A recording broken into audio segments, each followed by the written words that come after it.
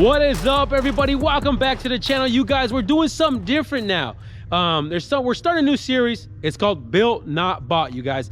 Built Not Bought. It actually has to do with cars that inspired me throughout the time, through all the time that this whole car game has been going on, from back in the day when we first started wrenching to now, even today. We're gonna be bringing on cars and, most important, people behind them to talk a little bit about the build and the process and the stuff that they went through. You guys can already see we got this badass Vette behind me. As a matter of fact, I'm gonna bring in the owner of the Vette. He is freaking absolutely out this world. This guy can drive his ass off. Garrett, he is the owner of the Vette. Garrett, what up, dog? What's going on, man? Tell the people, say what's up. How are you guys? Introduce yourself, man. I'm Garrett. I'm Garrett Randall. This is my 1970 Corvette. Yep. Yeah, it's nicknamed Rambo. It's been on the internet a bunch, so you may or may not be familiar with the car. But we race it on all kinds of circuits around the West Coast, basically. So, with that being said, I remember, Garrett, when I ran into you, I want to say it was one of the very first Optima Battery Series events out in Las Vegas. And it looks something like this, but they're not exactly so. As a matter of fact, did you get the car? What state was the car in when you first acquired this thing? When I got it, it was actually primer, no flares on it, motor torn out of it. It was kind of like, it was in the middle of being redone. I actually bought it from a shop owner who had it, raced it. This car has actually been raced since the 70s in SCCA and all kinds of autocross. It was flared back in the 70s, late 70s. The guy I bought it from was gonna do his vision with the car, so we tore the car apart, and I bought it mid-project from him and decided to keep his overall vision and put some of my own flair and touch into it. That's awesome. That's freaking killer. Now, what combo you got in this thing? Because we know you got the LS in there, so tell us what you got. It's really mild. It's an LS6. I don't remember the specs on the cam, baby cam on it, some head work done to it, and that's pretty much fast intake. That's pretty much it. It downhilled at 410 of the wheels. Okay. So nothing crazy. So what tranny you got in this thing? T56, built by RPM Transmission.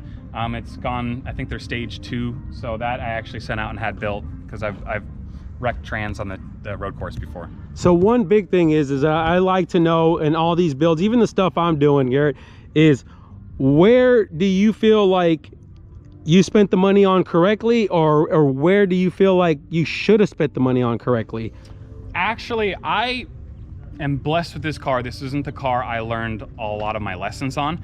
I took what I learned from my first build, which is an El Camino, and applied it to this. I've seen it, the white one, right? The white one, exactly. And the main thing I learned throughout all that build is there are times that you can cheap out and there are times that you shouldn't.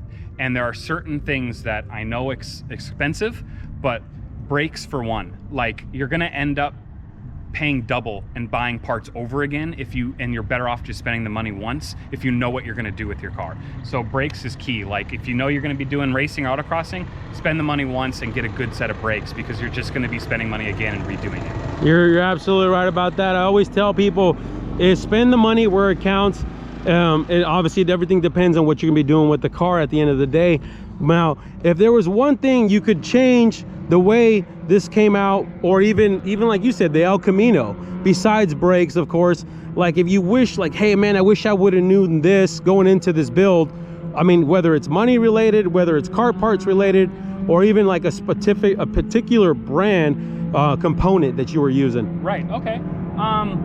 I can think of two major things like that. One would be wheels. I didn't have a good set of wheels on, or forged wheel on there, and this is gonna sound really kind of minor, but big part is where your valve stem is. If you're checking tire pressures all the time, like I bought a set of forged wheels that were show wheels, and the valve stem was inside the inner of the wheel, so you had to reach through the spokes and in to get it. Oh wow. I learned my lesson the hard way. I prefer Forge Lines, that's the brand I use, but spend the money on a good set of wheel that you do the research and look at all the options of, okay, I can access that easy, I won't get burnt, or something like that. The other major thing I can really think of I could do over again or differently would be thinking about maintenance. if you're racing these cars or driving them a lot, you're gonna have to maintenance them a lot. So make things easy to access. Where the battery is in this car, it's behind the roll bar, behind the seat. You can't you can't remove the seat, it doesn't slide. So like there's things like that, oil changes, where your oil filter is. Plan ahead and make things easy to get to, so that way you're not sitting in the garage banging your knuckles and cursing left and right. I like that a lot. I am big into that too, the serviceability when you're building these cars. Just being able to get to certain components or just everything that's going to end up having to come off. You make a great point about that. Well, you guys, I don't know how much you guys got of that, but you guys can tell, man, we are at the racetrack and these guys are out here running right now. Yeah, I'm going to go death. But guys, I hope you guys enjoyed this new series and the new content. Hey, Garrett, if these guys want to give you a follow, man, and get some more information and even more about the build and progress, where can they find you at? We got CARROTTGRANDALL, so my name kind of mixed around, CARROTTGRANDALL, and I also got we'll put it down there, guys. We'll put it down there. We can edit that out, sorry. CARROTTGRANDALL and Trashman Racing is Trashman Racing, I like it, you guys. Well, that's what's gonna do it for this video, you guys. Make sure you guys hit the subscribe button, the like button, and hit the bell for notifications. You guys already know. Stay wrenching.